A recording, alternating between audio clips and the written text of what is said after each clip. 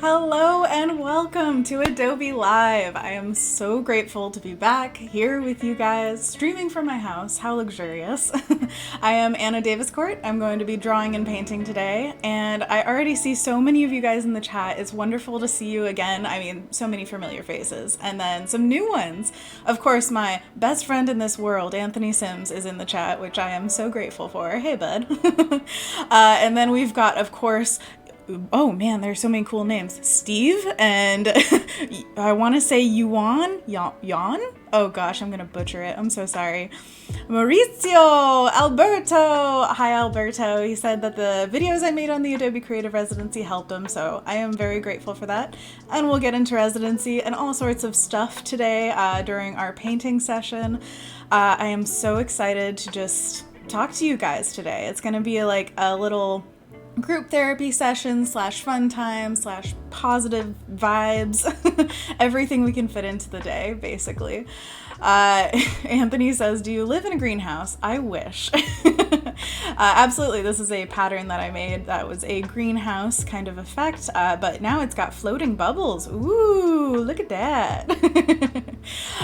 Tim Mobest. I still have not heard a definitive how you say that name, but Tim, you're the best. I love seeing you stream, like, what was it, last week or the week before?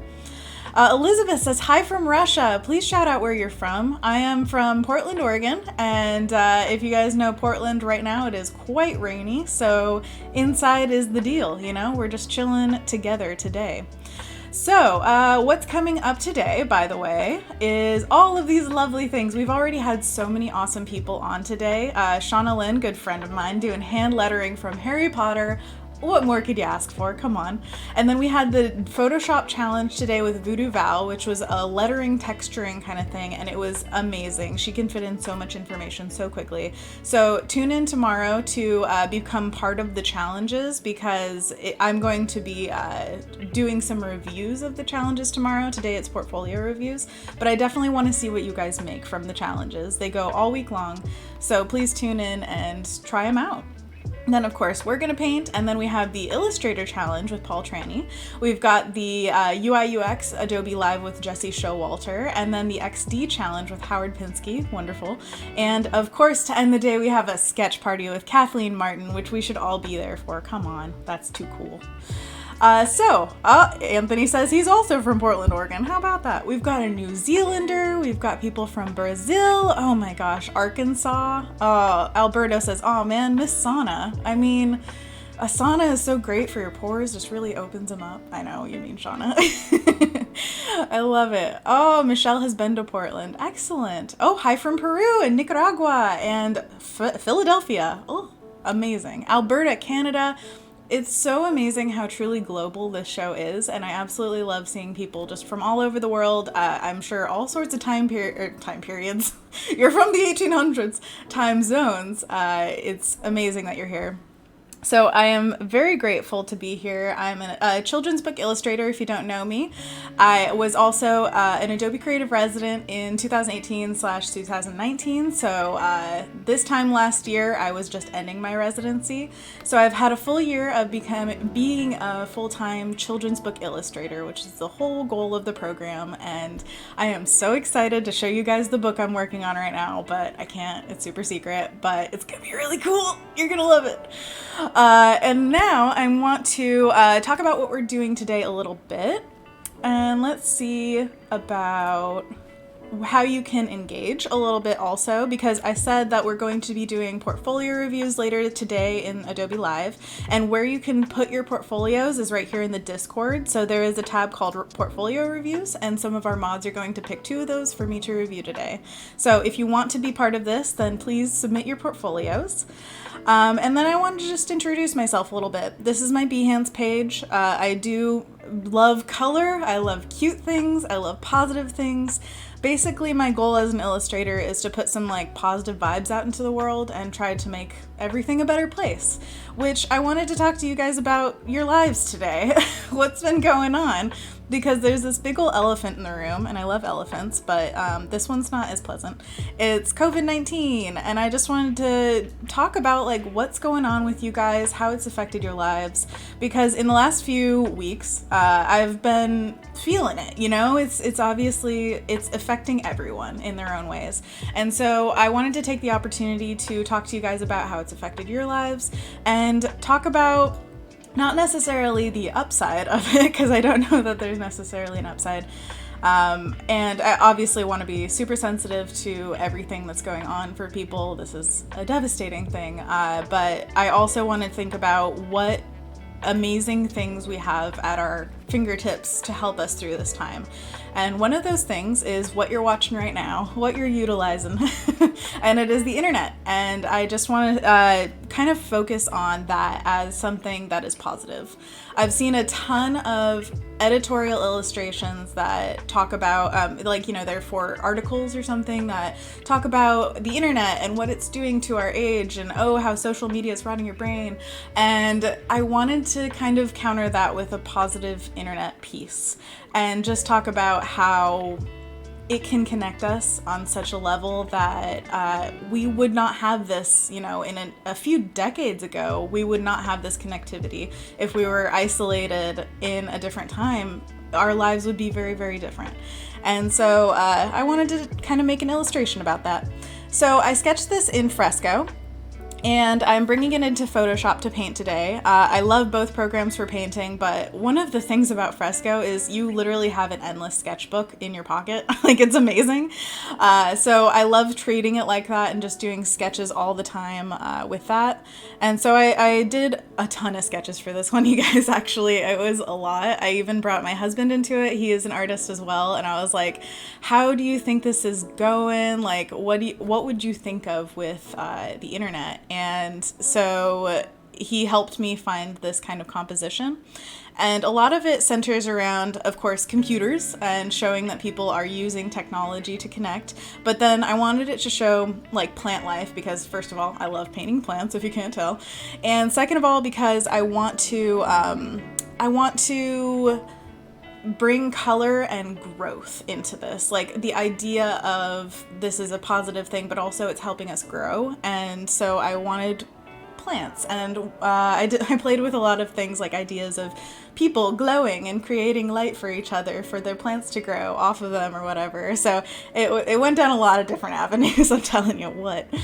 But this is what I've come up with so far. We're gonna flesh a ton of this out right now.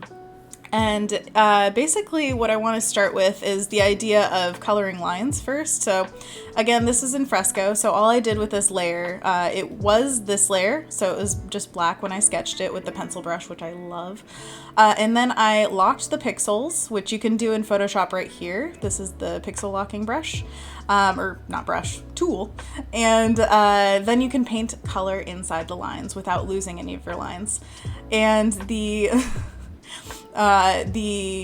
color behind it was done with the watercolor brush in Fresco. So if you guys haven't tried that out, please try it out. It's so much fun. And it just gives you so much texture and fun.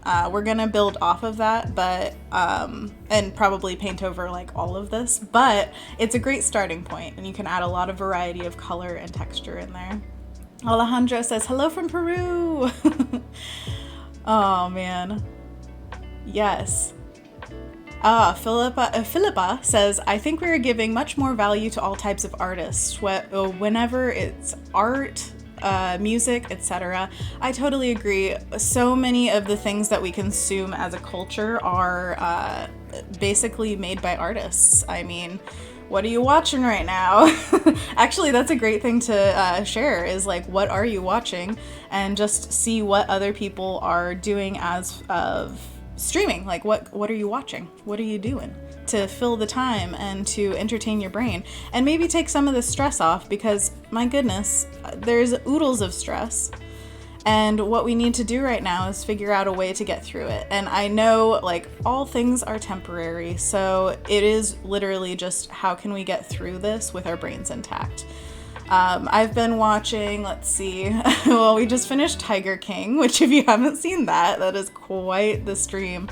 Oh my gosh, just basically chaos and like very different lives than you would ever expect.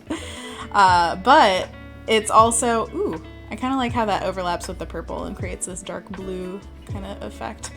Right now I'm just working out on the values just to figure out what I want dark, because see, this is very mono-valued. It's pretty mid-tone the whole way through. Yeah, oh, Tim says slightly turn down the music. I will definitely do that for you. Don't want to blast you. Did that work? Let me know. All right, so we are adding a multiply layer, and this is just a blue kind of color. You can see over here in my color picker, it's just a little blue.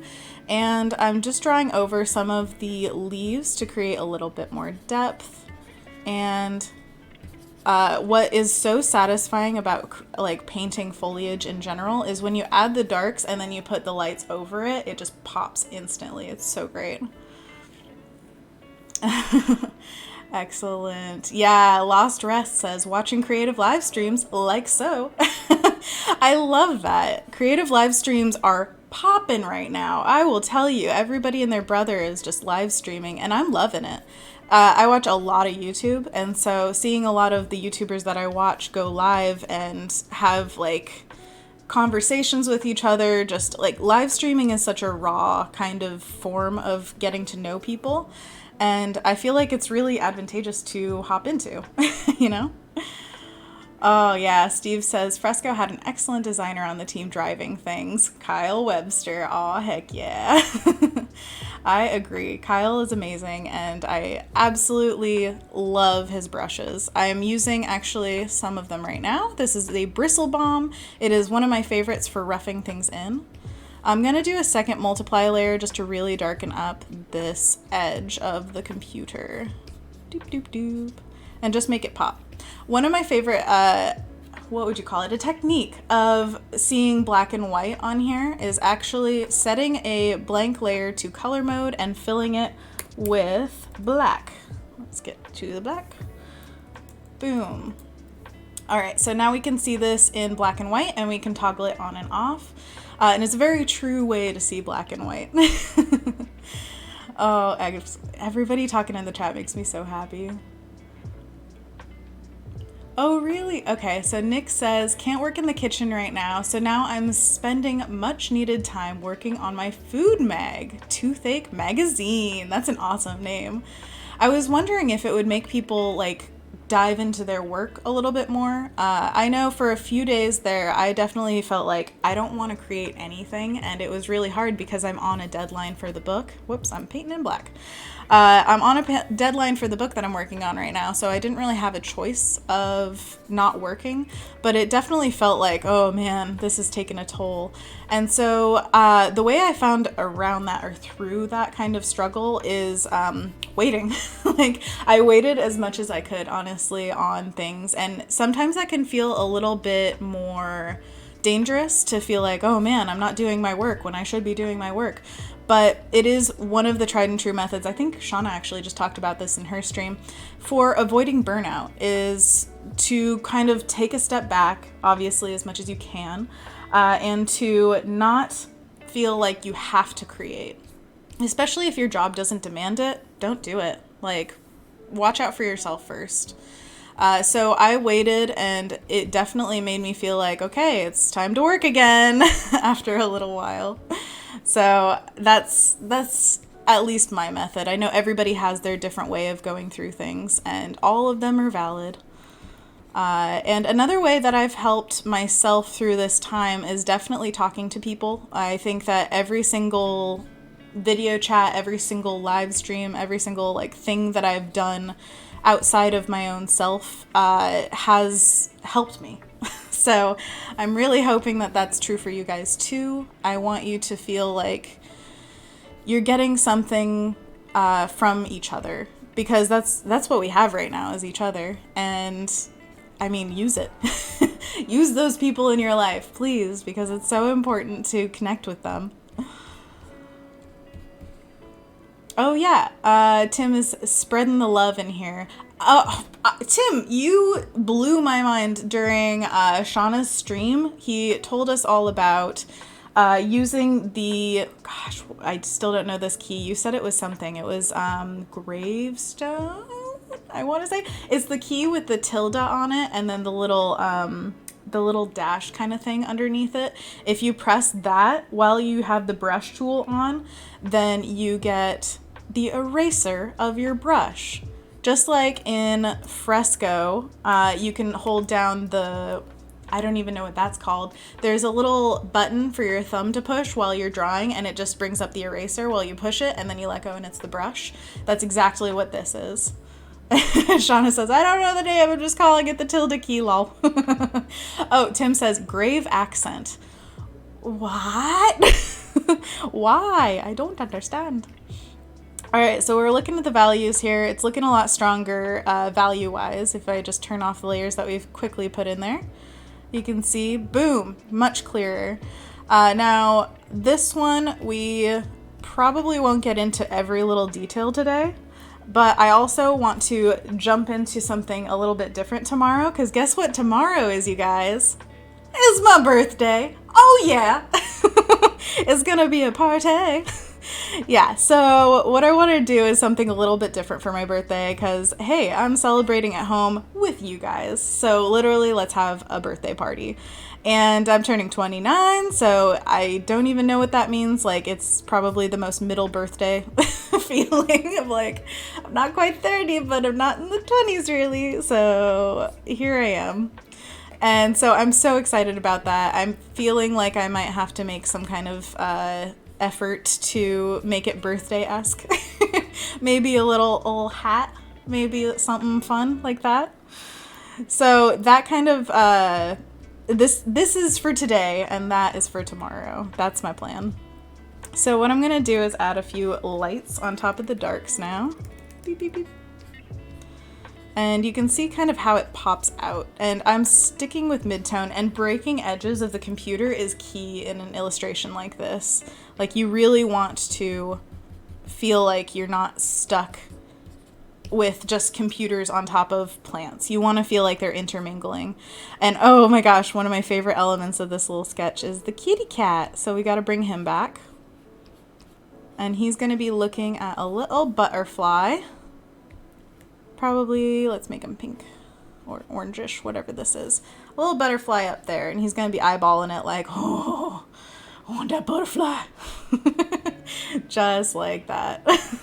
Nora just sent so many birthday cakes and presents. Thank you so much, Nora. You guys are so sweet. Oh, Tunk Budak says, we'll bring you a gift for your B-Day. Whoop, whoop, whoop, whoop. I love it, you guys. Yeah, it's gonna be a great birthday. I'm also video chatting with my family. And I don't think that we'll have many sweets available in the house because we can't see people. Video chatting is definitely one of the things. I also am wondering what your guys' favorite video chatting service is. I'm sure that everybody's kind of found their footing somewhat by now of like what you actually like in a video chat service. So let me know. I want to know. I want to know what video chat is. Oh yeah, singing. Forgot I burst into song whenever I live stream. It's been a while, guys. Oh man. And by the way, I saw you, Kendall. Kendall's in here. Kendall Hotchkiss. Oh, and Shauna's hung around. Thank you so much, Shauna. Shauna says, DoorDash a B-Day cake, lol.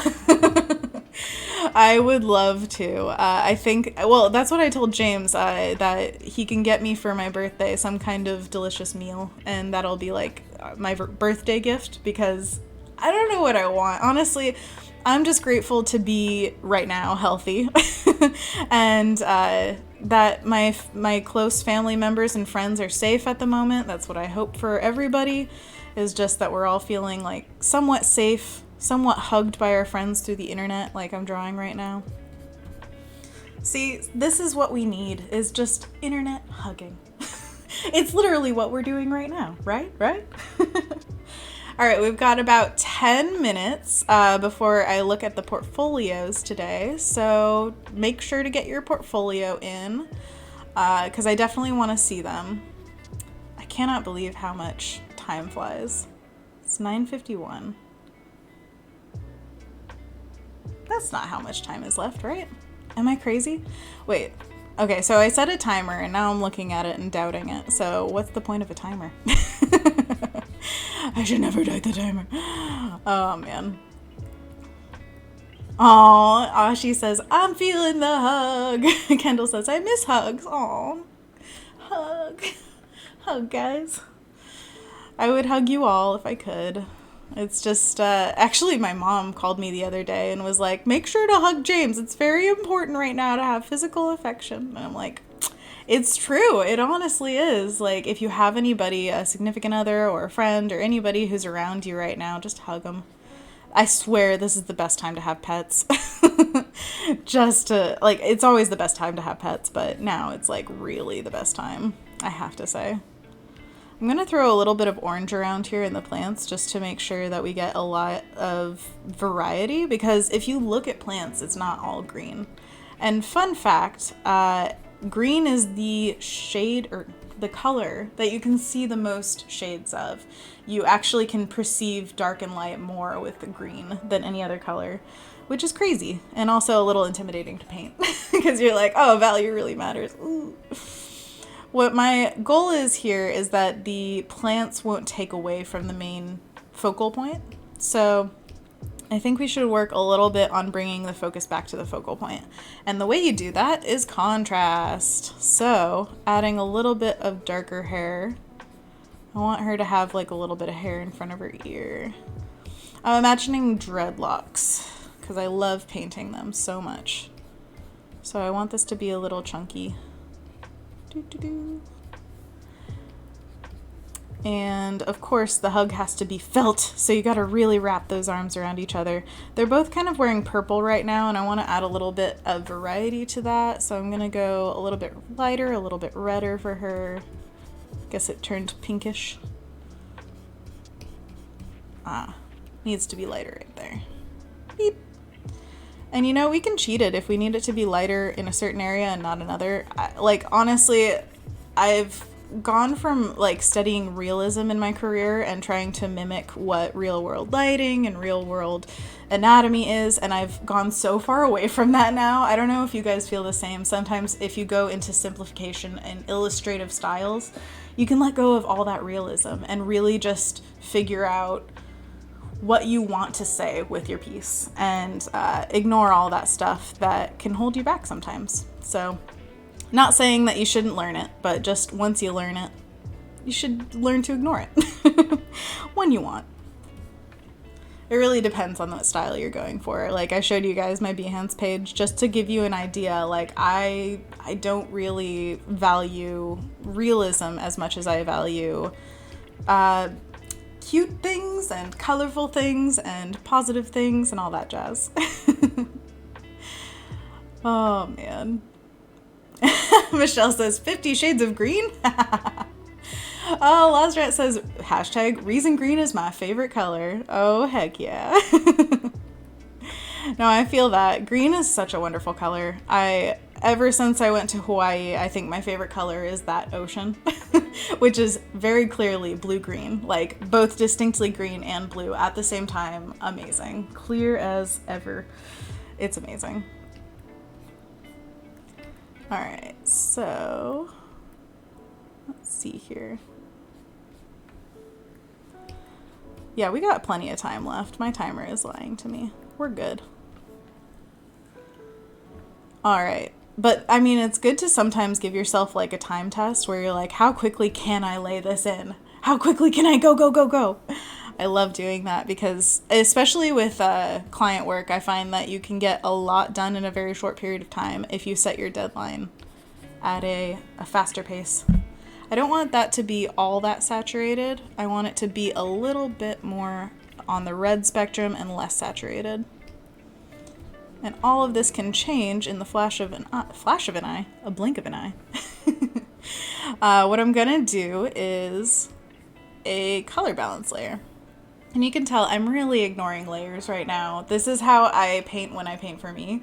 I don't care about layers. I don't care about separating all the elements or anything like that. It's mostly about getting the ideas across. And if I really need to separate them out later, I can do that, like lasso tool it. I want to do that before I get into details, before I start painting things like my life depends on every stroke. This is still rough to me, where it's just the idea is there, and I mean the values aren't even completely set yet. So all of this is going to change in a mo. So I'm going to bring up a color balance layer. If you've never used one of these, oh my gosh, it's the best. So basically you can go through midtones, shadows, and highlights and really unify the colors, because they all of these sliders nudge all the colors in a certain direction. So you can see here it's bringing the midtones to either the red spectrum or the cyan spectrum, and I always like a little redness. Then we've got magenta and green, so we can really pump up those greens, but I don't want it to be that green, really. Sometimes when I'm painting overwhelmingly in one color, I want to contrast it as much as possible, just to make sure that it's not, oh, I'm painting a green piece, everything is exactly green. Like, I want it to read as green, but it doesn't necessarily have to be green, if that makes sense. Because it's against other colors. So if you see gray next to red, it's gonna look green, because of red always makes the gray color look like the opposite of, it's opposite on the color spectrum, if that makes sense. I hope that it does. All right, so I've gone through the midtones, and really what I like to do is go too far and then bring it back and just kind of bounce between them and see what I find comfortable to my eye. And you can already see this is creating some like depth and some differences in the color. And you guys might disagree with me on where I'm going with these, but like, it's all up to the artist. That's the wonderful part of art. I get to decide. Ha ha! All the power. All right, so here we've got all of these layers stacked up. I'm really liking that. That brings some of the warmth back into it. And another thing I'm going to do, let's look at the values real quick. And what I want to do is something that I do all the time, guys. I want to show you what it looks like when we zoom way out. One of my mentors and teachers, Lee White, he always said, if it reads at the size of a stamp, it will read at the size of a billboard. So make sure that what you're drawing is clear from very, very far away. And right now, what I'm seeing most contrast is the back here with her hair and the. So what I'm gonna do is, I'm actually going to select the green areas. So first I'm gonna select everything, then I'm gonna hold down Alt and just loosely, very sloppily, go around these guys and their computers. All right, now we've got all the green space kind of selected. We're gonna bring out levels, which is one of my favorite tools for dealing with value. Anthony said, well, she laughed and said all the power, so I guess that's how she powers up. Should I be Goku? I mean, I'm not crazy. It's fine. You're all very safe. Okay, no, this is a safe space. It's good. All right, so now we are zeroing out the values of this a bit. So they are being pushed back in terms of contrast and a little bit lighter. So this is with the black and white on. I have no idea how this has affected the color yet. We're just waiting to see. All right, and then next what I want to do is select these backgrounds, because the background was a little bit too light and not making the people pop out enough. Very roughly, once again. And then we're going to boop, boop, boop, boop, boop, just make that a little bit darker. And one way to do that is down here. So these three levels are, you can kind of see what they do just by sliding them. But you can see below here, there's this black and this white. And if you go back on this, it takes out the white, which is so very important when you're dealing with value, is having more control. So this takes out the white, this takes out the black. So you can kind of see what kind of effects that has, where it's not necessarily lightening the whole piece, it's just lightening the darkest bits. And it's not necessarily darkening the whole piece, it's just darkening the lightest parts. So that kind of helps you control the value with every little touch that you need. All right, so before, after. What we still need, I think, is to make sure that these guys pop out the most. So one thing I'm going to do is she's going to be dark and then he's going to be a little bit lighter. And so I'm thinking of making those plants a little bit darker behind him. So we've got layers of dark on light right around the focal point. It's going to create contrast and complexity right where we want the viewer's eye to go immediately. So we can use this layer, ba-da boop, and just paint into the mask here, which if you guys don't know about mask painting, oh my gosh, there are so many wonderful Photoshop daily creative challenges that will teach all of these techniques to you.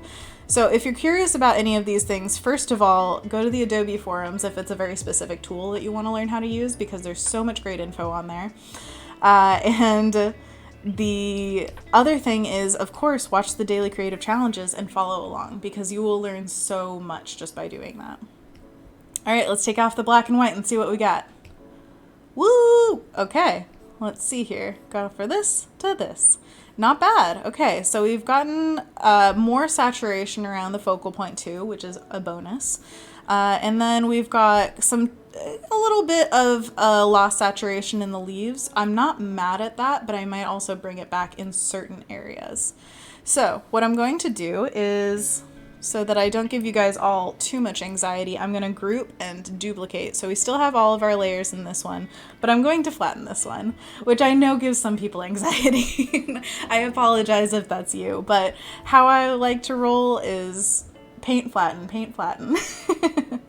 So that's just my preference. Of course, let me know if that like horribly hurts your soul.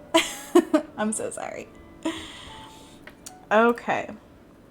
Let's get into some of these leaves and just chillax. Totally forget what I said about the portfolio reviews, by the way. I'm going to review them around 11, so sorry about that timing thing. I was just looking at my timer on my phone and I must have said it wrong, so sorry. But thank you guys for being wonderfully, what would you call it, flexible and lovely and just kind. You're so kind. You is kind, you is strong, you is important. What is that from? There's a movie. Anthony knows it. He quotes that all the time.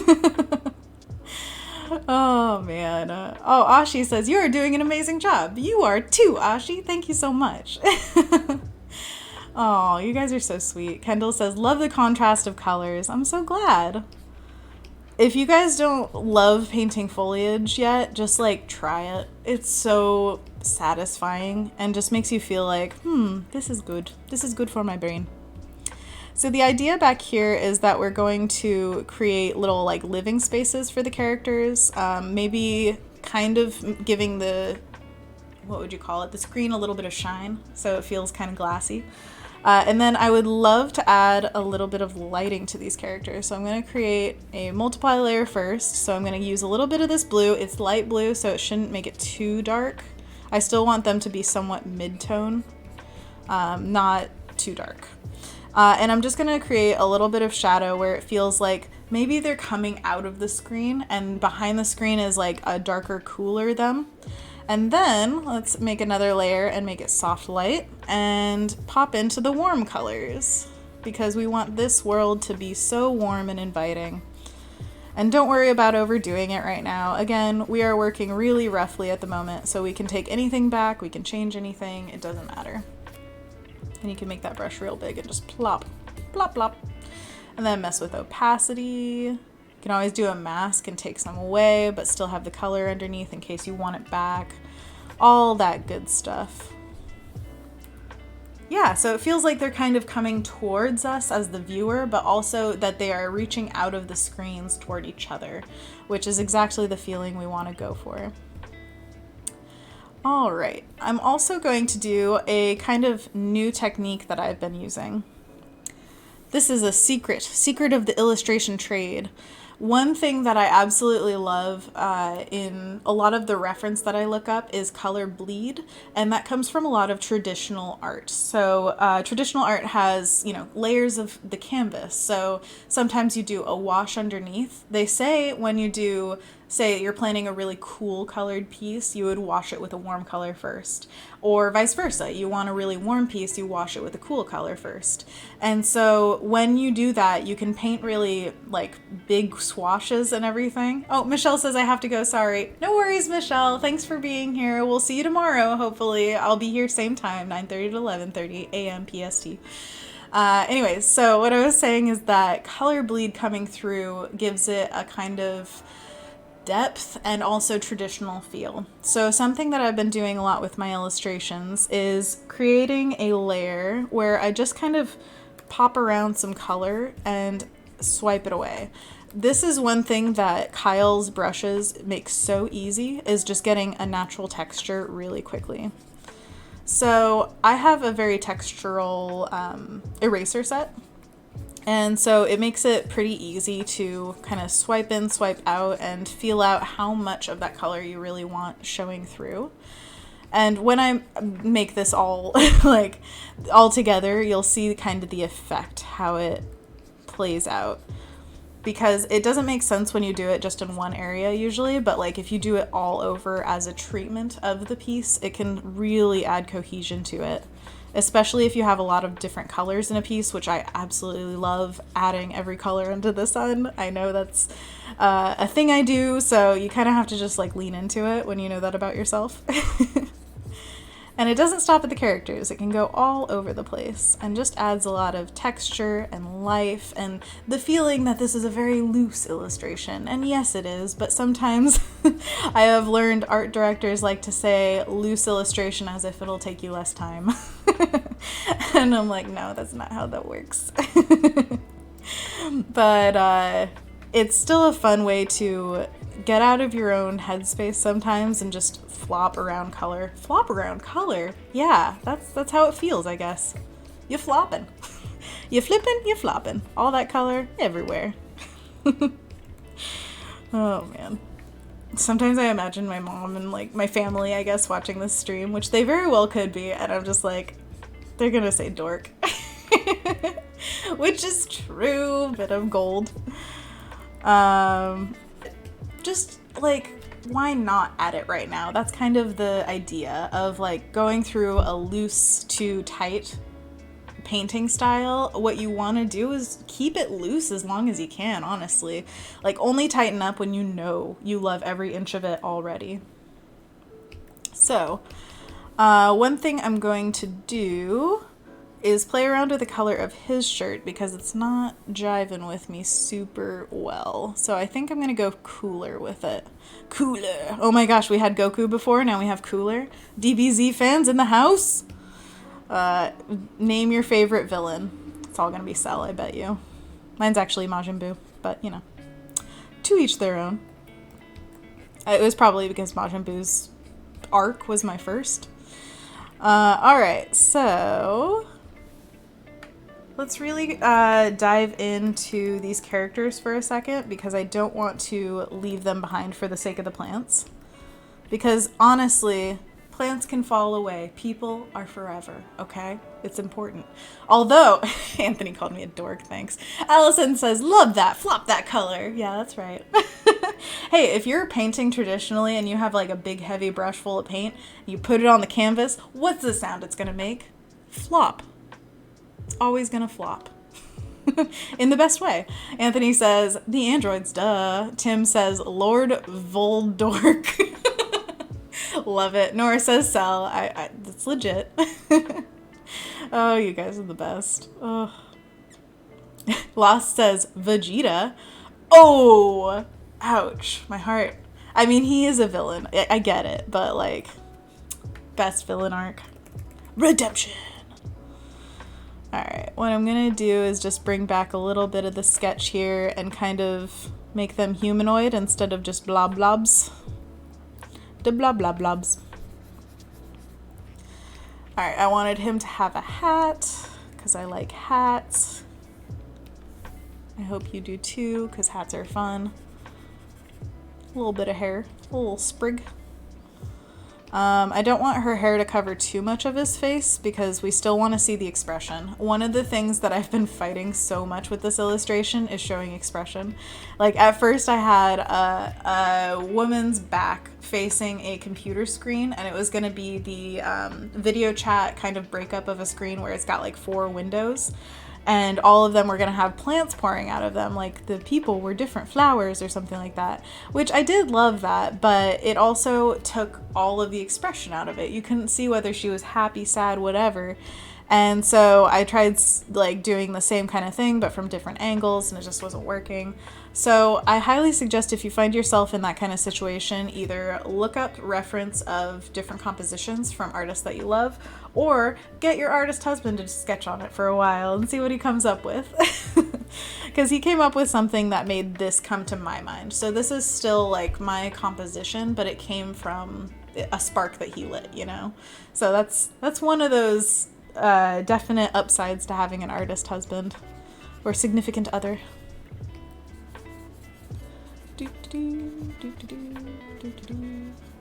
Just mimicking some stuff here. I also wanted to show in the background some like different kinds of outside world. So she might have like houses with trees, and then he's got like a cityscape in the background to emphasize that they're not in the same place. They are all over the world, and we're connecting via the internet. Yeah. Sorry if I missed the response to favorite, what do you call it, video chatting service. Obviously mine is behance.net. This is how I video chat with you guys. I love control, you know? Like I get to paint and talk, and then you guys just have to chat. That's right. No, but honestly, I do think this is an amazing tool to have, like, that you can watch content live and contribute to it by talking to us. It's amazing. Oh yeah, Kendall says blob blobs and flop around that color. Take away from the stream. I love it. You guys are too much fun. Alright, I'm going to also add a little bit of blue over here because I want her to feel like, maybe I'll just do it on a new layer and lower the opacity. That's easier. I want them to feel like they're part of the environment behind them, so adding a little bit of the color of their environment and then just lowering that opacity kind of puts them in it. So hopefully you guys see that. Cool to warm, cool to warm. Re-emphasizing it. They're so cute. Oh, they love each other. Okay. Let's put some faces on these cuties. You know? Alright. Do I want to paint the faces or do I want to draw them on a separate layer? Let's see. I'm gonna see. Oh wow, we've really changed from the sketch, but that's fine. No problemo. Okay, let's see. I think I want to paint because we're doing drawing and painting today, but it's pretty heavy paint stream. I'm gonna go for a little bit of darker by the face, just to separate the shoulder from the face a little bit. We can check our values just to make sure that we're separating well. And then I think I'm gonna give her like a happy, contented eye. And this is not like final, obviously. It's just whatever I'm feeling at the I want to throw it in there. I love giving a little bit of blushy blush across the face. I just feel like it adds a little bit of depth and cuteness. Beep, beep, beep. And of course the ear. And then he's gonna have a little bit of blushy blush too. I just go slightly darker and then more red for that. Beep, beep, beep. And then he's gonna have an excited eye. He's gonna be like, oh, I love you, it's so good to see you, yeah. And then I'm gonna give him an eyebrow. It's like, oh, my baby. This is exactly how I am when I'm actually painting expressions. Just by the way. Anthony is like hardcore throwing my Patreon out there. You're so amazing. Thank you. Oh, Angie asks, what pen is Anna using? Is it a trackpad? No, this is a Wacom stylus, and I'm using a Cintiq 24-inch, I believe.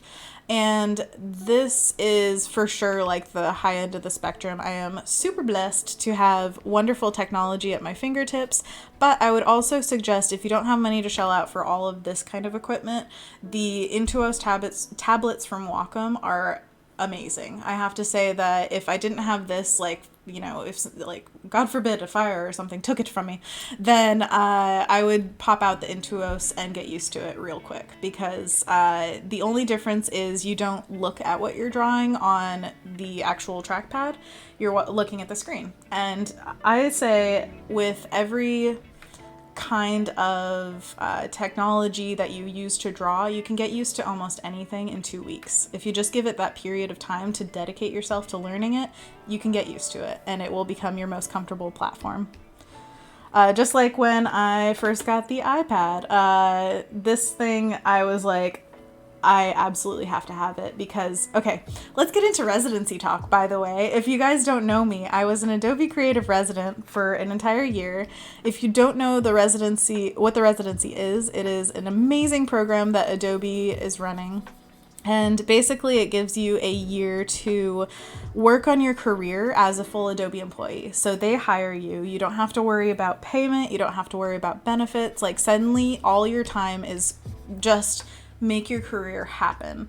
And of course you become this Adobe, what would you call it? Like not evangelist, because that's like a higher level, I would say, but somebody who gets to know all their products and tells people genuinely about them, because we are their audience and they just brought us in as artists. Like that was one of the most amazing experiences of my life. I hope you can tell that from just the description, because oh my gosh, what?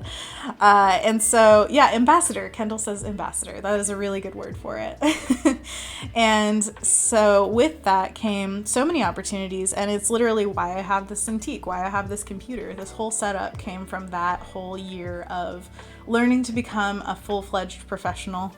Anthony says aficionado. Ooh, fancy. $5 word right there. So this kind of, like the technology that I was afforded during this, I definitely want to...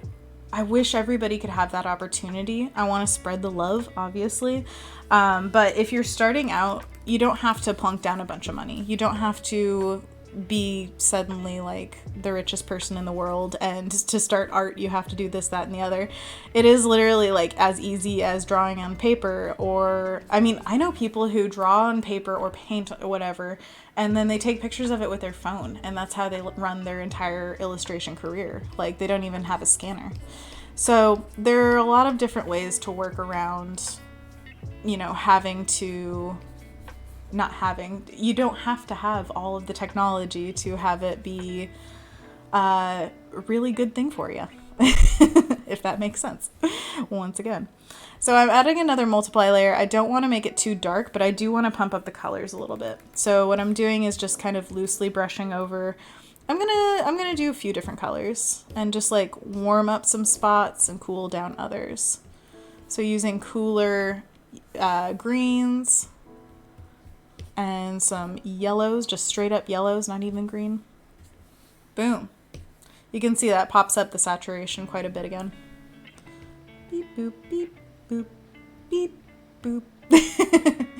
All right, excellent. Let's see how the values are reading from afar. I think those are working a lot better. Let's see. His hat and skin are a little lost. Again, I am not opposed to cheating and just outlining. Honestly, anything goes to me. And I think that that is freeing as an artist completely, because if you keep thinking like, oh no, I have to make the values work this certain way, like that's a great exercise, but it's not necessarily what you have to do all the time. And I'm treating today like this is a personal sketch. This is exactly what I would be doing on my own time. And so that's what you get, a raw take on what I want to do. I hope you appreciate it. All right, let's work on their faces again. I've been talking quite a lot. If you guys have any questions about the residency or anything like that, please always just like, feel free to message me on Behance, or I have my email on my website. Like, there's so many ways to contact me and all the other residents, and we're always happy to talk about our experiences and what you can do to become a resident, because it is quite a process, but it's so, so worth it. And I saw earlier in the chat that somebody said that the videos that I made for it helped them, and I'm just so grateful for that, because I put out a lot of advice on how to get the residency and what to do, like, when you have it, or blah blah blah, like so many different things, what the process is like, and never knew if it was going to pay off for anybody, like whether people would even watch them. And now I've got this community of people who have all kind of seen the videos and felt like they were helpful, and I'm just so grateful. Like, it's one of my main life goals, guys, is just to help people in whatever way I can. And obviously the residency is doing most of the work there, but I like to do my little part, or at least try. Oh man, you guys are great. Okay, iPads can reflect the... Oh yeah, you guys are getting like real technical in the chat. Yeah, okay, so I've heard of this. It's where you make your iPad another screen for your computer, basically, like kind of using it in a Cintiq-ish way. One of the programs that I've seen for that is AstroPad. I'm not sure if you guys have talked about that in the chat yet, but AstroPad, I am not sure all the things about it because I haven't personally used it, but I've heard a lot about it. And I've also used the Mobile Studio Pro, if you guys have ever heard of that. It's another Wacom invention, and it is absolutely amazing. It runs Photoshop like a pro. It is basically a computer on the go. So it's like if I picked up this Cintiq and it kept all of my computer on it. And I could just go anywhere with it. It's amazing. All right, so we're coming around on 10:30. So around 11, I'm going to be doing the portfolio review. So make sure to get your portfolios into the Photoshop Discord so that I can get a chance to look at them. Oh, whoop, whoop. And I'm just going to put some curls of hair in here. Not curls, but like dreadlocks. What would you call that? Like the bun that they are forming.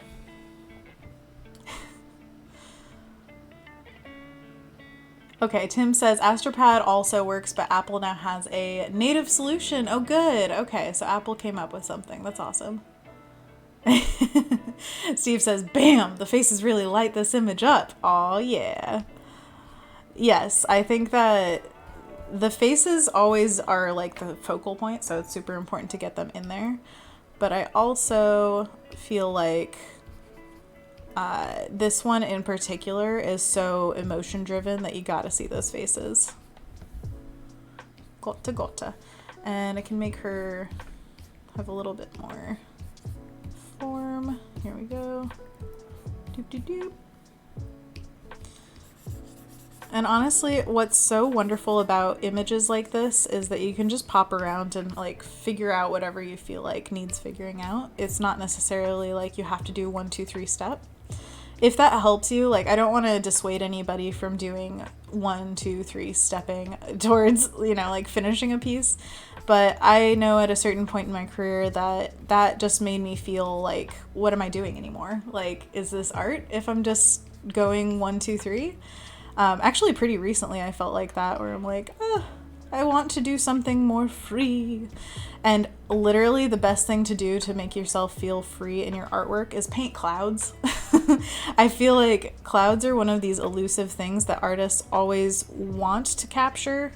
I definitely was one of those kids who would scream at my sister, like, look at the clouds, they're so beautiful. She'd be like, yeah, they're clouds, they're pretty, what? And I'm like, no, do you understand? Like, look at the clouds, the sky is amazing. And so I painted clouds a little bit ago, and it made me feel so different, like instantly. It just was the best feeling. So that's one of those things I would highly recommend if you're feeling like you're not getting enough organicness, if you're feeling a little bit rigid. Tim Mobest says, I want to break free.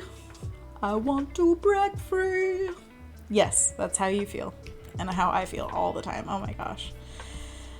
It's a real thing with art. It's so silly, but like, I always, like in school, tried to fight the feeling of being a fine artist where you're like, artiste, it's all up to interpretation. I was like, no, I want to make commercial art and it's gonna be really plain and simple what it is.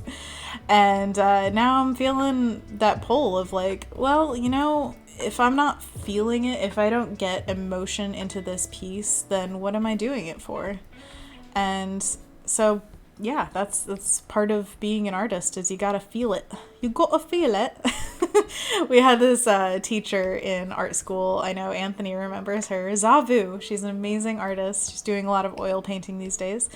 And she would always put on this really bad British accent and tell us, you gotta feel it. And I will always quote that till the day I die. I'm gonna be like, Zah, my last words are, you gotta feel it. Or maybe, I felt it. I felt it lots. Oh, so silly. Anthony just sent me a picture. That's rude. During a live stream, how dare you? Alright. So, we've got a little example in here. I deleted everything. Oh no. No, I just put a white layer over so that we get a little bit less contrast from the painting. And then I'm gonna just draw over a little bit of anatomy. So we've got face, skull, you know, neck, shoulders, like right here, back, going back, blah, blah, blah. Anyways, so what we want is for the places that they overlap to not get wonkified. So while we're free painting, oh, Anthony says the picture was of clouds from yesterday. It's relevant. Share it with the chat, man. No, I don't think there's a way to do that. But imagine beautiful clouds that Anthony took a picture of yesterday. Boom, you're welcome. Anyways, so this is her. Let's create another layer and do it red. And this is him. And what we want to do is make sure that he doesn't lose his anatomy because she's blocking him. So you can see his face is coming out real big. So what we're going to do is figure out how we can make his face fit into the place that it is, but not have the back of his head maybe go so far. So here might be his head. And so the baseball cap can fit right here, but maybe it doesn't end so far back that it makes his head look really wide. And that, I mean, maybe it's just how he's built. Maybe his head is real wide. Wide head's got a wide head, you know? Alright, and then his arm goes like that, and maybe his back will have a little less hunch because we're all sitting up straight, right? Actually, this is a great reminder. I really wanted to do hand stretches with you guys. So let's take a little break. Whatever you're working on, just set it aside for 1 second if you can, and then put your hands out straight in front of you. And bend your fingers into what I call a monkey paw. And then what we're gonna do is monkey paw up, and then we're gonna put our hands down, fingers forward, monkey paw down. Then we're gonna flip our palms out to each other, and then we're gonna monkey palm. And then we're gonna flip our hands up like this. Oh, my arms look so weird at this angle. We're gonna monkey palm toward ourselves. And that is just one set. You can do that like 10 times. And they say to hold each pose for around 5 seconds. But really just feel out what's best for you. Of course, all of this is to make you feel better. So then you shake it out, and that is your hand stretch for the day. Please do this at least once a day just to make sure that your hands and wrists stay good, because these are our tools. They are so important to us, and we have to keep them good. Tim says monkey noise is optional. Moinir, I'm so bad at names, I'm so sorry. Says hello, Anna. I say hello back to you. Oh man. Nora says she's drawing on a Wacom. I'm so glad. Oh yes, this is a Wacom tablet and it's awesome. Awesome. Amazing. I love it. Oh, Anna says you're awesome, Anna. You're awesome, Anna. Boom. I love you all so much. Yeah, Philippa says, I just put my hands in a 90 degree. Any kind of hand stretching is good. This is the kind that I like, mostly because of the monkey noises that I make in my head. Also because we used to do it at a studio that I worked at, and we would all stand in a circle around each other and do it towards the center, and so we called it the summoning circle, and every day we would summon something different. Usually a unicorn or something like that, but, you know, sometimes a demon, just every once in a while. You know when you gotta. One satisfying thing about working this way with all the messy paint layers is if you turn a few off, you can like just see how far you've come. So boop, boop, boop. All right, so we're gonna fix his head. I'm gonna just lower this opacity of this a little bit so we can see the back of the head, but yeah, boom. Helps a little bit, and then we're gonna unhunchify his back a little bit because we're standing up straight and we're good artists and we take care of our bodies. And then we're gonna take a little bit of hunch out of her back because equality, you know? You know? Okay. Should I keep it that dark? I'm thinking a little bit lighter than this. This is again to show that they're still kind of dipping into the computer world. Boop. Oh, that's the same color. I accidentally pressed cancel. Okay, so this is showing that their hands that are wrapping around each other are still dipping into the computer world a little bit, creating a little bit of depth. Let's turn that guy off. Boom. All right. Yeah, this is coming along. Good job, you guys. We've been doing well. All right. Oh, Tim apparently is asking the real questions. So let's see what it was. Tim. I can't see it. Darn it. Oh, Tim said, could I summon a pizza? Of course. There is no non-summoning. Like, you can summon literally anything. Ice cream? Yes. Pizza? Obviously. Like, anything you want. Oh, Philippa says, I can do the finger on the wrist thingy. Is that where you like bend it? Oh, it's probably backwards. That's crazy. If you can bend your hand backwards to the point where your fingers touch your wrist, I think that's some kind of double jointed, but whoa, party trick and a half. Just don't hurt yourself, obviously. Yeah, Joss Van Wessel says, or Weasel. Yeah? I don't know. This illustration is quite the opposite of social distancing. You know, I heard that they were actually changing the term to physical distancing because it's not that they want people to stop being social. That's not going to do anything. It's that they want people physically to have distance apart. And so, yeah, this is social non-distancing. Opposite of distance. Go. Social closening. But yeah, I feel like that is a huge thing that we need to emphasize, is that we're not losing each other in this. We actually need to be more connected if possible. Just a reminder that if you hold shift, you create straight edges. So that's what I did right there, just to create a little bit more rigidity with these computers, because I still want them to feel like they're computers and not completely just like wonky. And sideways. Boom. One other thing that I was thinking of adding to this would be a digital kind of effect where there are little pixels coming off of it. So let's see if we can get to that. That would be really cool. Oh man, you guys are funny. I love it. Tunk says, there's no risk to hug online. Exactly. We can all air hug each other. That's the sound I make when I hug.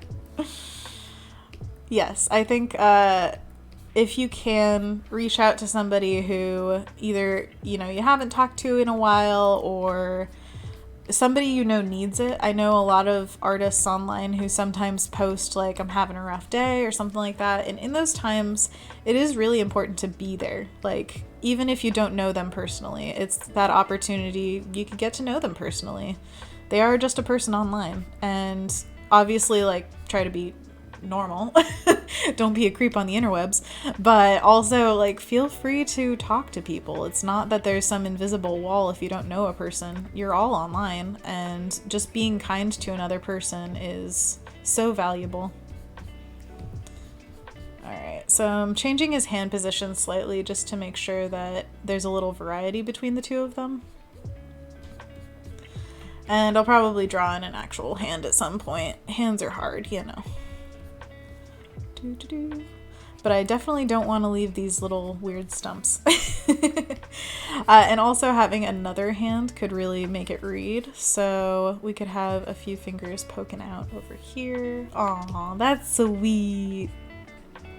See, my brush is a little too fat. That's when you start getting into the liney stuff.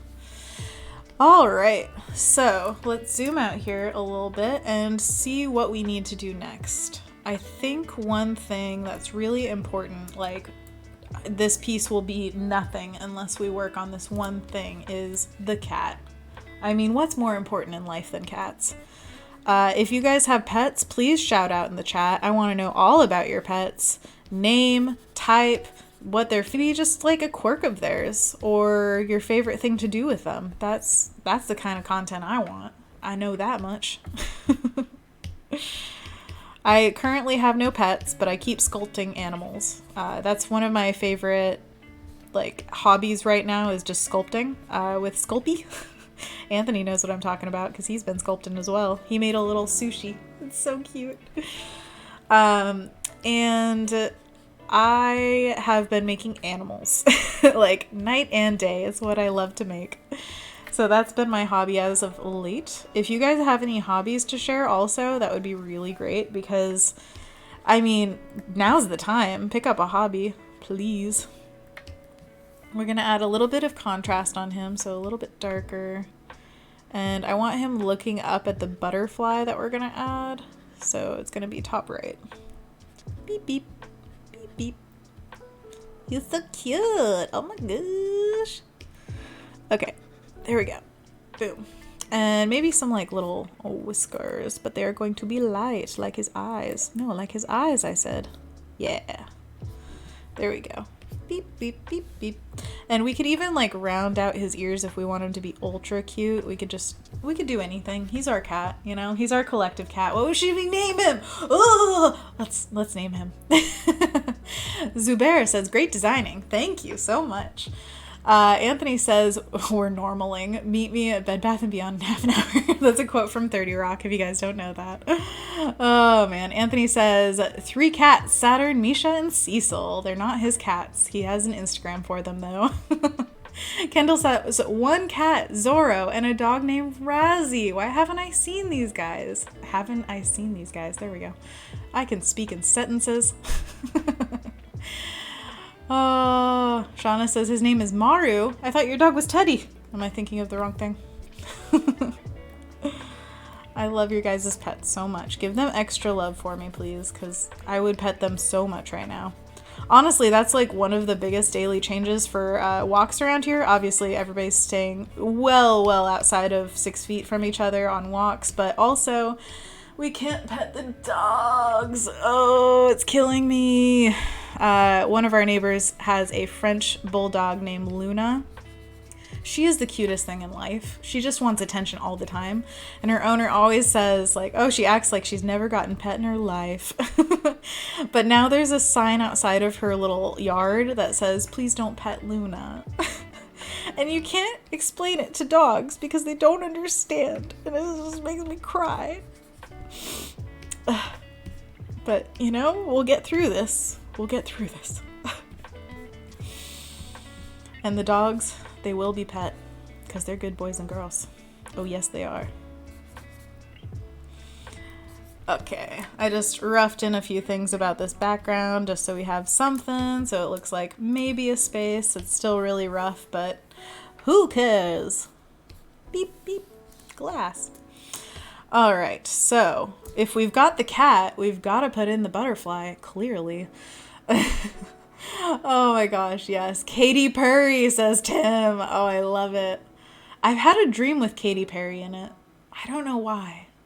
Katy Perry. Oh, I think it was because I saw this ad for the show Catfish, and it was a commercial for it where this guy was describing this girl that he's been like chatting with online, and he's like, she's so sweet, she's so kind, and then they cut to, she's Katy Perry. And his friend is like, tell me more. And, you know, it's catfish, so obviously it wasn't Katy Perry. But, yeah, I think that's why she showed up in my dream, because that's the last time I've heard about her. Lately, I guess. But she was just a side character, doing nothing. I don't know. She wasn't a firework or anything. Because, baby, you're the firework. Come on, let your colors burst. Or whatever she says. Okay, let us do the butterfly. That's what we were going to do next. So, we're just going to beep, beep, beep. That's a big butterfly. Like, look at their faces and look at that butterfly. But I like it. I want it to be that big. I'm going to put a little bit of the color from her shirt in here. And a little bit of darker and redder for the body. Boom. So what we're doing here, we don't want to create too much contrast with it. Yeah, so it's pretty blended into that greenery value-wise, but color makes it stand out. And now what we have here is not only a first read of these people hugging, is a second read of something going on story-wise. And that is so important in all of illustration, to feel like you are having a payoff. When people see your piece and they zoom in and they like look at it for more than 2 seconds, you want them to find something and to get a reward for looking at your work. So the reward that I'm building in here is a little bit of a kitty payoff. Pretty cute, gotta say. All right, so zooming out here, what I want to do is add a little bit of depth to the plants so that they feel like they go behind the computers there, especially at the bottom. So once again, I'm going to make a multiply layer, which I think today is our most used adjustment layer. Oh my gosh, or whatever you call those, blend modes? I can't remember. I'm so good at Adobe. Tim, you know, multiply layer. That's adjustment, something. Anyways, it wins the pot today because usually I use the soft light the most by far. And today it's just multiply day, you know? You'll know? Alright, so we're pushing those plants back a bit. We're gonna add a little bit more darkness around him just to make sure he pop.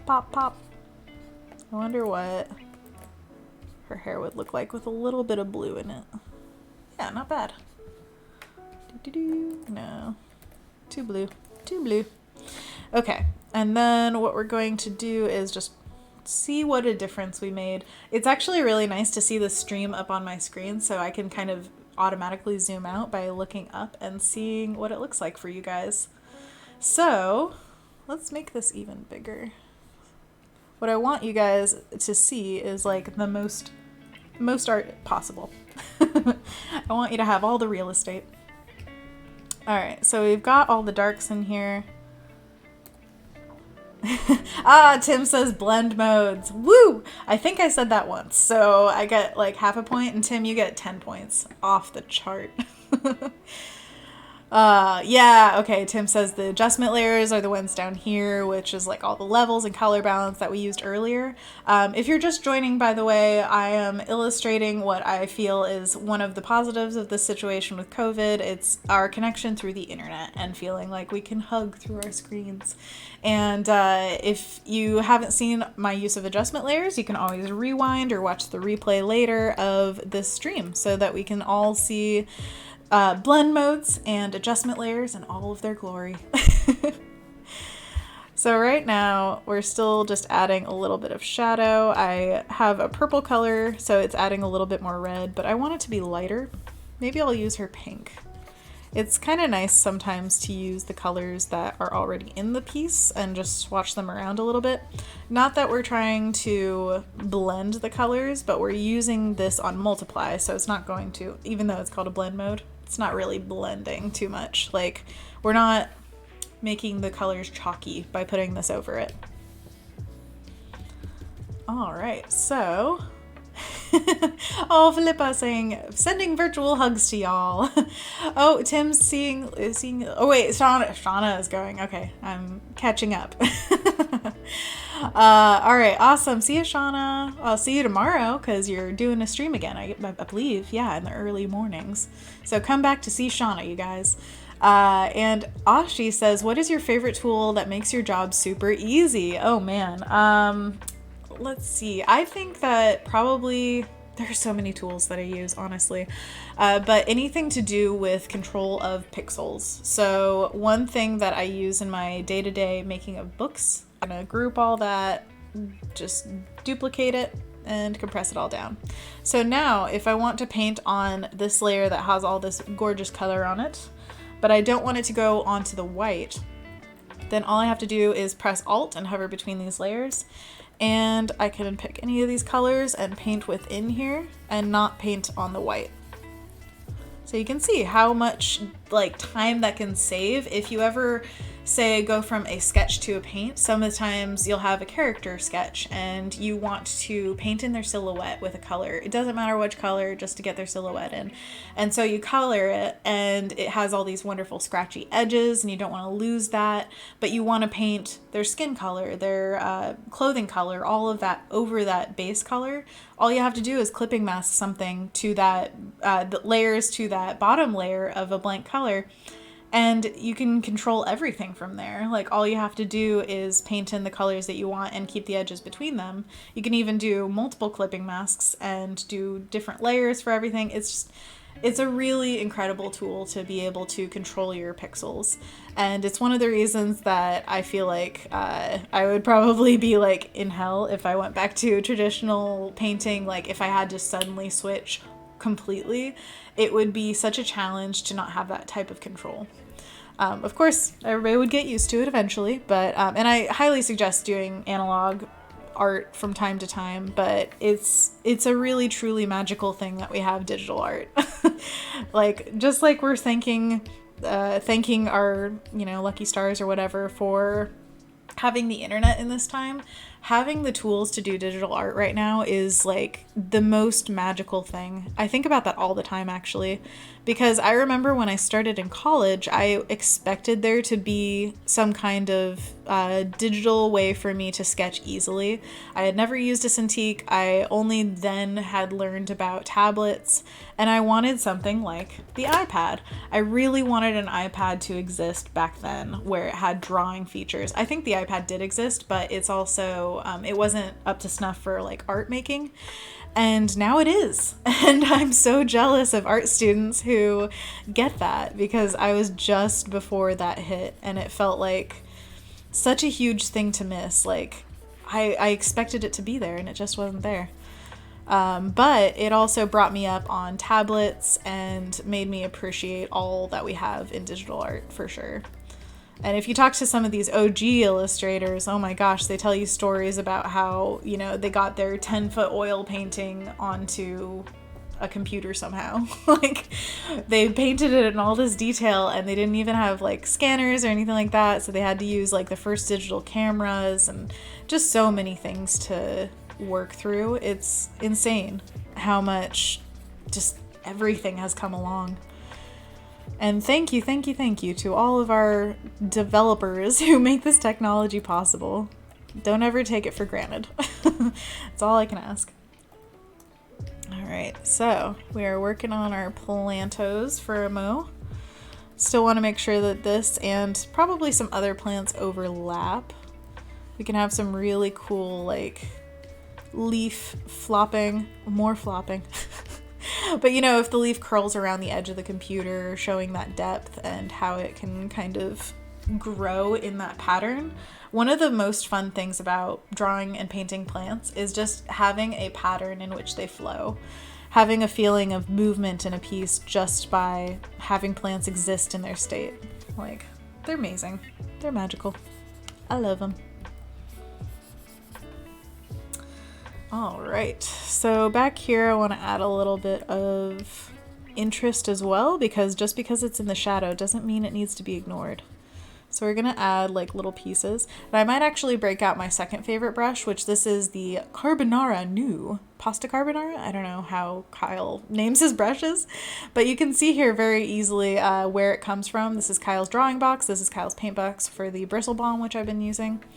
And that is super useful because I always drag my favorite brushes into a folder and then I will forget where they came from. So if I ever need to find them again, they're gone forever. And now it's like, nope, they're named for where they come from, so I can always find them again.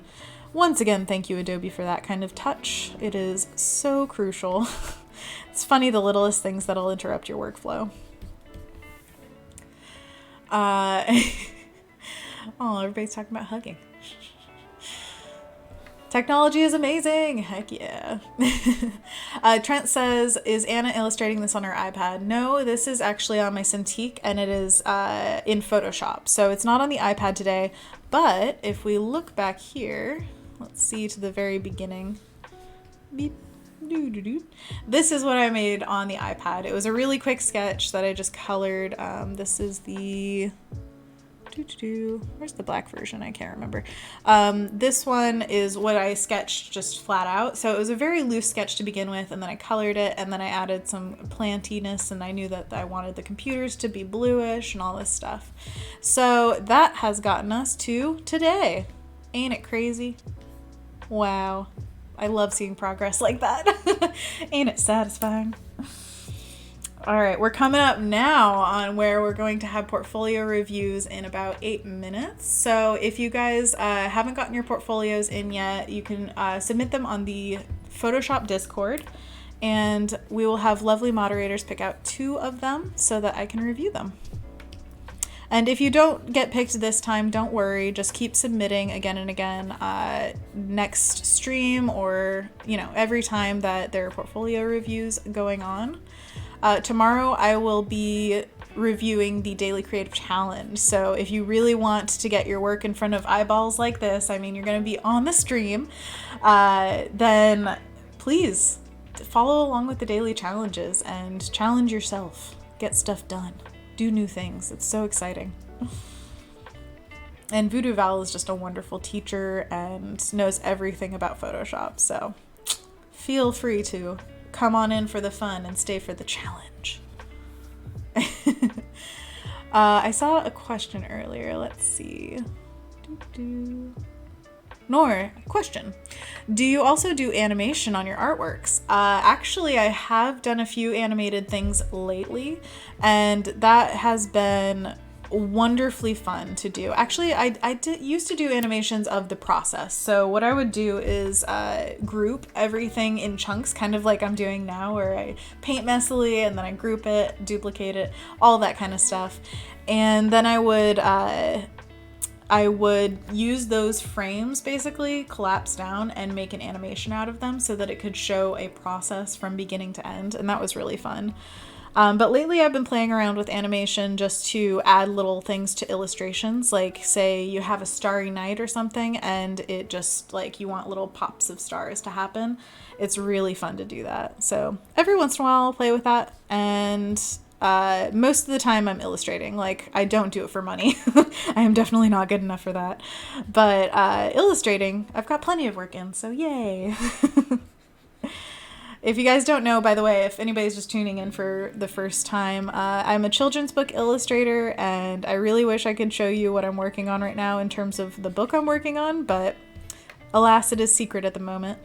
But someday I will come back and be like, oh yeah, I did that book. And you'll be like, oh my gosh, that's so cool. And I'll be like, yeah. And then we'll hug in person because this will all be behind us. Yay. Okay, instead of boring you guys with doing a bunch of plant stuff, which, I mean, is not necessarily boring. I don't want to put down plants. They're amazing.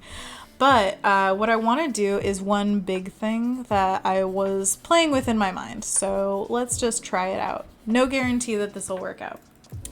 But since we have this floating illustration on white, I wanted to see what it would look like in the blackness of space. Let's see. Let's use that computer color. Boom! So we still have some of this watercolor brush on the outside from Fresco.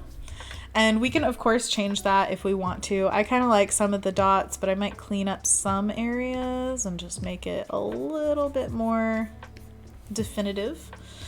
And then I wanted to try out and see if you guys like. It's so fun to cut into shapes like that. A beep, beep, beep, beep. And we can do a little bit of finagling in this area. Bring some of this blue out, maybe a little bit darker. We don't want too much contrast out here. But what I was thinking of is, well, first of all, we can play with like starry kind of things if we want to. Beep, beep, beep. Again, I'm just playing around, so if you guys feel like any one thing feels like the right fit for this piece, you feel free to tell me. This is just me putting out ideas. So we're freewheeling it. Woo! Aw, Jenny says, thanks for sharing. This is beautiful. Thank you so much for joining in, Jenny. It's been great to talk to y'all and just like have fun with this. Almost time for portfolio reviews as well. Nora says, best TV show ever, Stargate. That's so funny. I watched almost all of Stargate with James because he absolutely loved it growing up. So I can attest, it's a pretty good show, I gotta say. But I haven't finished it yet, which I think is kind of necessary. You gotta finish the show to be able to say anything about it. All right, so we've tried out stars. There's an option, and it's just like real rough. We're not gonna play too much with it to see all of what it does. And then the other option I was thinking of is like little digital rectangles. And we don't have to make these all the same color. They could very easily be different colors and maybe even overlapping different colors. We could do some cool stuff with that. And again, this is just the Carbonara New brush. So this one, it has a lot of like chalkiness to the edge of it. And I love that for this because it doesn't make it too rigid. Like I don't want a super hard brush in this just because that's my taste. I really like things that feel organic even when they're technical and hard. Can't get away from that cuteness, you know? And just using wherever feels like a good place visually. This is like a really artsy-fartsy kind of thing to do, but like backing up and seeing where these go or like where they feel like they fit. You gotta feel it. Deep cut. Yes, that's when this comes into play. Like when you feel most artsy. You gotta feel where the little dots or what are these called? Rectangles go. Boom. What do you guys think? Do you like it? Do you like the stars better? I know some of these are crooked and stuff, but we're just roughing it. So we're just seeing if the concept works. Can always finish this up later. Boom.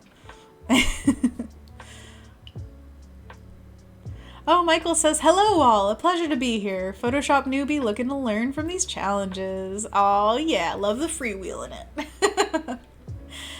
Oh man. Yeah, Kendall says, this would be cool if they're pixels, but also love the stars.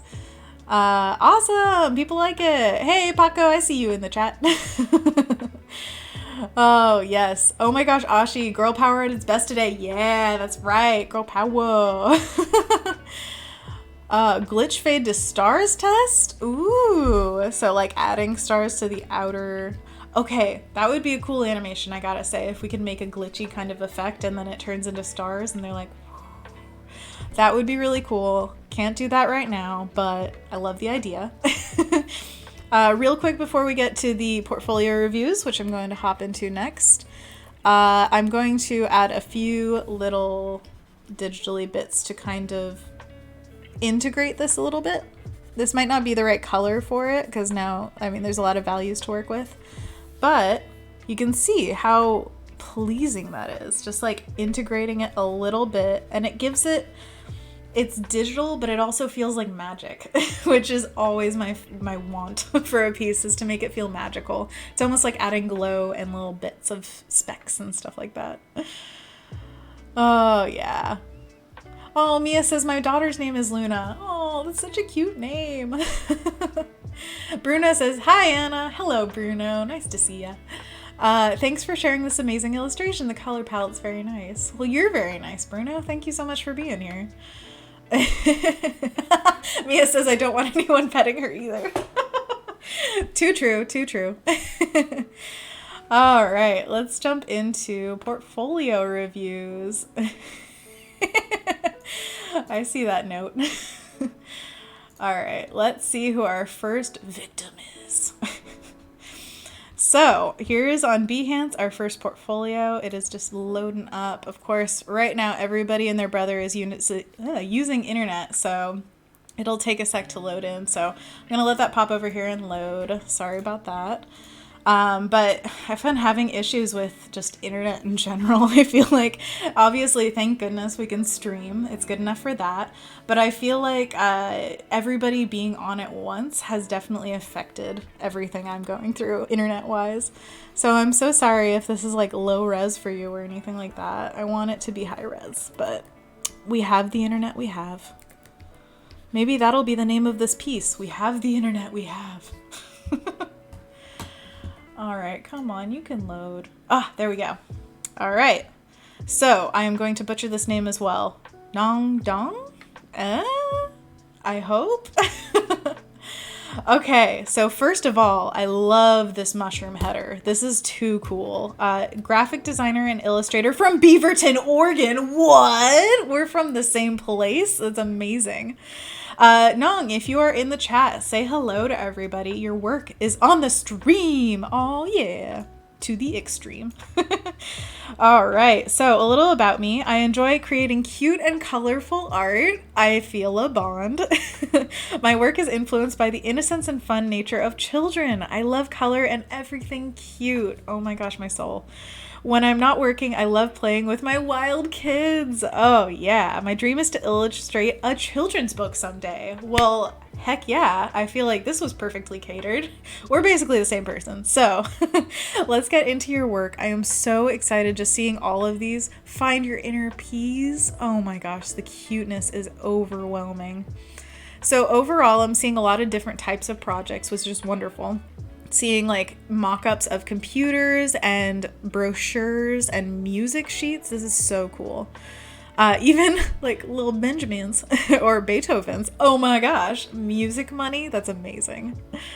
So we've got Sailor Venus and Artemis. Let's choose one to jump into. I'm instantly drawn to these mice. So let's see the Nutcracker mouses. Basic shapes. So we've got an underlying of color, and then we've got shadows. Lovely. Oh my gosh, cute. Oh, I love it. Well, appreciate, obviously. So this is a wonderful piece. I feel like you've got, okay, so two different things going on here. So these look very sharp and finished, and then these look like your like maybe concept sketches, which I love the quality of both of them. This one I am drawn to because of the texture here. It's absolutely lovely. But of course, we all have our own, like, what would you call it? Like the reference board in our minds, like our favorite art. I'm a big proponent of making dream portfolios so that you can see all of your favorite influences at once and really understand what you want to go for. And so I feel like these are shape design wise very similar, like you got a cohesive style going, but I would wonder about what finish quality you want. Like what is your favorite look when it's finalized? So that's one question I would pose to you, is just find a few pieces that you find are what you want your finished pieces to look like. Not necessarily shape or character or color or anything like that, but just like texturally and detail wise, like how far do you want to go into the finish? Because I see here clean lines, very clean lines and clean shadows, and then down here I see a lot more texture and like free looseness. So it really is up to you which way you want to go with that. I love both of them for sure. These are so cute. I want to take a look at another project for sure though. I love stuff. Look at it. I hope not. Oh gosh. Turn up the beat. Oh my gosh. Food puns and characters and cuteness. I'm so in love. Haters gonna hate. I don't care at all. Oh my gosh. I'm a little chilly. Ooh. Have an excellent day, I'm guessing. Week, whatever. You could put anything in here, which is the beauty of it. You need to make like greeting cards or something with these. These are too cute. Holy guacamole. Oh yeah. Wait, no, you gotta put it in like a Pope uniform or something. Is that the technical term? Pope uniform? Oh my gosh. Aren't you glad we're friends? Yes, I am. We're definitely friends. find your own inner peace, or find your inner peas. I feel like I had peas for like dinner last night, and now these are very peaceful peas. You are what you eat. Let us remain calm. That should be like the emergency sign at somebody's business. You butternut squash me. You butternut squash me, I think is more the tone. Have a fantastico day. Oh yeah, Taco Tuesday. I love you from my head, tomatoes. Oh gosh, I hope those made you laugh. They did. Have a great day. Oh my gosh, the positivity is overwhelming. I love this so much. I hope you guys are getting as much enjoyment out of your portfolio as I am. Okay, last one. Let's go music learning resources. It's really hard to critique any of these because it's like, I just love everything you're putting out. Like, the positivity is overwhelming and I love it. Musical goldfish. Oh, see, if you guys haven't, I don't know if these are actually physically in your hands, but if you haven't mocked up anything that you've ever created, like, it's a gold mine. So, gold mine to put your stuff on a mock-up and really figure out like what your product would be if you were to make one. Oh my gosh, play money with famous composers. That is amazing. I want to see all the faces though. I wish with this like portfolio, I just want to see it laid out so I could see all the different musicians. And so it's like a payoff of all that work you put into each one of them. I want to see them all laid out. I say that and then probably down the line it'll be there. Oh, yes. Valentine's Day packet. Oh, that's so cool. Will you be my Valentine? Happy Valentine's Day. Oh, looking pretty sharp, Valentine. Oh my gosh, the puns. Oh, and there's a Halloween math packet. Oh, New Year's goals. Oh, and then we've got more of the music money. So we've got Beethoven, Franz. I can't read that. Clara. I can't read that. But oh my gosh, that's so cool. These are fantastic. I think you're doing all the right things of making physical, like I said, with the other ones, the puns, like, oh, you should make greeting cards. Boom, you're doing it. You're printing them and making them into a physical thing. I think this would be lovely to show to an agent. I know you want to get into children's books like your biography said, but this is another avenue of illustration. If you get an art agent, not just a literary agent, but like an art agent, they can have you do all sorts of different work. So it could be greeting cards and it could be books. You could have overlapping projects of the two different things, and they require very different thought processes. So I would highly encourage you to reach out to agents and look for work, because this is awesome. And you're really good at like leaving room for text and things like that, like very thoughtful designs. The only thing I would say really for you is make sure that you know what your goal is art-wise, like you know what your finished quality you want to have. I would highly recommend just creating a dream portfolio. I actually wrote an article about how to do that on Create Magazine, which is Adobe's online magazine. So if you look that up, just Create Magazine, Anna Daviscourt, then you'll find the article I made about dream portfolios, and hopefully that will help. But I think your portfolio, honestly, is so amazing. Oh, I just went to the main page. All right, so excellent job. Let's get on to the next one, and hopefully it'll... Oh, it is Lost Dressed. Oh my gosh, you guys. So, we've seen you in the chat. We know you are here. Oh my gosh, your work is so cool. Let's see. Oh, look at this black and white. Artist designer Joseph Melancon. I love it. All right, excellent. Let's see. Just checking in the chat to see if Lost Rest is here. Yes.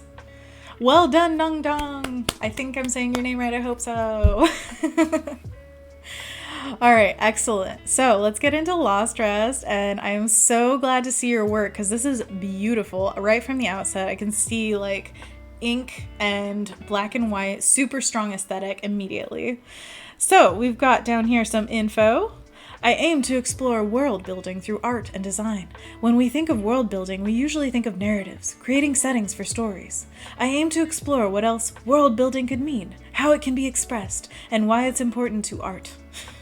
I love that. Sorry if I'm giving it a voice, I just have to. My dream is to create an expansive universe of worlds, awesome, complete with characters, settings, stories, and mythologies that reference each other, coexist, and are expressed in different ways. I love it. This sounds like you have very big goals, which is exactly what you should. Like, obviously, you're really solid art-wise, so it's just creating those stories and getting them out into the world. So I'm going to real quick just scroll through and see all of this beautiful art, and I can already see so much progression. Like, you have really become such a different artist from your beginning to end. It's amazing. So heavy line work, it looks like. You've even got some stipple going on. Let's click into this one because we have foresty things today, so I choose this. Searching for a Lost Society. This drawing was partially inspired by the work of Tove Jansson, creator of Moomins. Oh, I love Moomins. Or at least the look. I haven't seen the whole show because I haven't yet, but I've seen like so many memes. I love how she was able to use pure line work and simple hatching techniques to create depth and atmosphere while keeping a whimsical feel, thanks to her compositions and subjects. I'd like to explore more with this rendering style in the future. Wonderful. I love it. And I love having a description at the top. That really helps with just setting the mood and everything. All right, so, oh my gosh, this is so cool. It looks like this giant creature, but it almost looks like a statue with the growth coming off of it and everything. It feels, I'm taken to kind of Spirited Away vibes as well, because they have those stone, what do you call them? Like the statues that have moss and things growing on them. I'm sure they're very specific. Look at that. The close-up of the textures. You're definitely hitting the right note with capturing traditional work and making it feel like you get to see the hatches and all the marks, and you have appreciation for all of the work that goes into it. Oh my gosh, there's a video. Let's watch. Oh, it's a time lapse. This is so cool. Oh my gosh. Heck yeah, branches. It's so cool even just to see the blank page after seeing the full thing, like understanding where you came from and what you put in first. It's kind of genius how you laid out the leaves in the tree. Like, you got that level of detail that you knew you wanted just in the layout of them, and then later you go in and fill it in with all of the blacks and branches in between. That is so cool. Okay. Ooh, okay. We're almost there. Here, I'm gonna skip ahead just to make sure that we don't go over time. Yes, that is so cool. And this is just like an art lover's dream, is to see all of this work go into one piece. And I love seeing it. Obviously, I appreciate art as well, but I love seeing it as an artist because it really shows what work went into it and all of the love that goes into every little hatch, you know, all the marks. This is so cool. And I love seeing the micron with it. How did you get it so flat? Is this just like a really good sketchbook where it just like, probably like a moleskin, I'm guessing? Maybe? Oh man. Okay, so I have to critique stuff. Oh, these are so cool. All right, let's go for this guy. Speck. Meet Speck as Inspector, the mascot for Lost Rest. Oh, this is so cool. Your world building. I love it. He is also kind a personal avatar. Okay, so missing an F. A kind of a personal avatar for me. Think of him as the personification of my creative spirit. I love it. He is the new pen holder and is always there to encourage creativity. You'll see a lot more of this guy as he has become my go-to drawing for quickly express Lost Rest. That is so cool. Oh yeah, so he's got that quill in hand, ready to go. Oh my gosh, look at all these sketches! Oh, I love it. So a lot of development of what he's gonna look like. I would love to know all the thought process behind this, like why yes, why no on certain things. This is so cool. Oh, inky ink. It makes me want to go traditional all over again. Oh my gosh, this is huge! How did you do that on a chalkboard? That is so cool. I love it. Oh, See, yeah, those little like sparkly things, that's what I love seeing animated, because it takes this illustration that's already so strong and it just adds that little bit of oomph. It's so cool. Lost Rest. Okay, so for all of this, I would say you're hitting the mark so much with the look of all your drawings. I love that you're doing world building, because it shows like, you know, you've got this on lock. You have a look that you want to go forward with. Now you want to go into storytelling and world building, and that's the next step for any illustrator. I know exactly where you're coming from in terms of reference, and I feel like you are hitting the mark, man. Like, I can see it in your work, where you're going and where you've come from. This is winter 2019. Oh yeah, forward. The above image was created to pay tribute to my word of the year. Forward, that's so cool. Rather than attempting specific resolutions every year, I found it more helpful to focus on a theme to guide decisions throughout the year. Interesting, I love that. 2020 for me is all about gathering the ideas I've been developing for a long time and moving forward with them, allowing the process of showing my work to inform their development, drawn and Procreate for iPad. That is so cool. These are amazing. I absolutely love them. Great job. Just round of applause all around. Great job, you guys. If I were to give you one piece of advice, let's see. One piece of advice would be maybe even doing, let's see, like mock-ups like Nong was doing. I think that could be really strong in your work style. If you see it being a book or a series of like maybe a magazine, graphic novel, anything like that that you want to put this world into, I would highly recommend just maybe taking a few pieces and showing them on open pieces of paper in the format that you want. I think you're on the right direction. And like, great job. Just great job. Lost Dress says, thank you so much, Anna. You're welcome. Anthony says, clap, clap, clap. Leslie says, my word is focus. Lol. That is a really great idea, to have a word to bring you into the new year as like your thing. I absolutely love that idea. I think it's a lovely concept, and I'd say mine is connection, probably.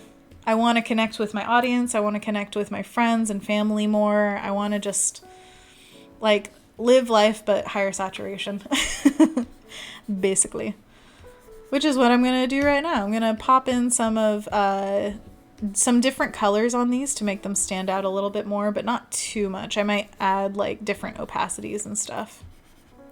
So what did you guys think of the portfolios? Did you feel like they had something that inspired you in them, something that you want to work on because you've seen like this full compilation of work by these amazing artists? Because I definitely feel that way. Like, that is so cool. I always get really like energized by seeing other people's work. There's something about it. Even back in art school, I felt like whenever I was looking at a bunch of concept art, which I remember going to these concept art classes was like the biggest juice and like gas in the tank or something. It gave me a boost of passion, and it still holds to this day. Like every single time I see somebody's work and I'm really excited about it, I literally like start getting jittery. Like, oh my gosh, I gotta create, I gotta make stuff. It's so cool. Anita says, Anna, thank goodness I thought I missed this completely. Well, it's lovely to see you, Anita. There's always playback, and I'll be back tomorrow. So same time, 9:30 to 11:30. And we're about 10 minutes out from 11:30. So we're about to wrap this up for today. I'm actually really happy with how far we got today. It was pretty ambitious to go after this piece. Like I said, I'm going to do something a bit different tomorrow because it's gonna be my birthday. Whoop whoop. So I think that will be a really fun thing to do on its own, and it's also something that I've wanted to tackle on Adobe Live before, so I'm excited for multiple reasons. So you'll have to tune in tomorrow to see that, and tune in before me to see more of Shauna Parmesan and Voodoo Val for the Daily Creative Challenge. Actually, let's go through the lineup for today once again, just real quick, just so you know what's coming up. So after us is the Illustrator Daily Creative Challenge. So if you like Illustrator more than Photoshop, boom, Paul Tranny will teach you all about it. And then we've got the UI UX Adobe Live with Jesse Showalter. And then the XD challenge with Howard Pinsky, I love him. And a sketch party with Kathleen to end the day, which is like, come on, what more could you ask for? Nothing. So that is today, and tomorrow will be very similar, and I hope that you join in for all of it, because it's going to be a heck of a fun party, gotta say. And it's been fun today, you guys. I always have a blast when I come here, and it's all because of you guys. Like, this would be nothing without the chat, so thank you guys so much for joining in. Kendall says, fun day. Yes, super fun day. Excuse me. My throat is actually sore from talking so much. Good job, you guys. You kept me talking. But I'll drink some tea and be back for it tomorrow. And I hope to work on this tonight as well. Of course, I still have a full-time job, so that kind of happens. But I will work on this a little bit and show it to you tomorrow as well. So if you're curious how I would bring this forward, then I will continue to do that. And if you ever want to see process of stuff, just tell me, because I can show you process as much as you want, because oh my gosh, I've started, well, especially with the iPad, it's really easy to have recordings of what you do, so you can actually see, actually, thought process, I'm all over the place, sorry. I think that a cool thing would be showing how many sketches I went through to get to this concept. So I will show the breakdown of it, probably. I think it would be pretty long, so maybe I'll put it on YouTube and then link out on my social medias. So if you follow me at Anna Daviscourt on Instagram or Twitter, then I will show you there. And of course, if you're on my Patreon, like Anthony kept on telling you about, then I will post it there as well. I'll post all the things just to make sure you see it. And you can see all the struggle that I went through to get to this piece. And you can definitely see when James starts drawing on it, because he has a totally different style. So we can like have compare and contrast and see the thought processes of two different artists in the wild. But I think this is actually turning out really cool. One thing that I would love to do in the future is just like looking at more reference for plants and kind of adding textures and details of individual types of plants, which I'm kind of mimicking right now what I'm thinking about. So say this leaf it's variegated, which means it has some white on it and like has a different pattern than it usually has. So this one is going to be like a white edge with this little ruffled inner leaf pattern. And things like that really bring plants to life, because if you at all look into the plant world, the variety is staggering. Like, it's insane how many different types of plants and even just leaves on their own are. So doing things like that, going over and adding little details of what these plants actually are, can add a lot of depth to this piece. And I hope that you guys liked the stream. I think it's about time to wrap up. Yeah, 11:24. We've got like 2 more minutes. Let's keep painting, people. Ooh! See how much you can get done in 2 minutes. Go, go, go. Get or see it. Feel free to throw a link in the chat. I'd love to see more people's work. Oh, and also another thing to note with plants is variety of color.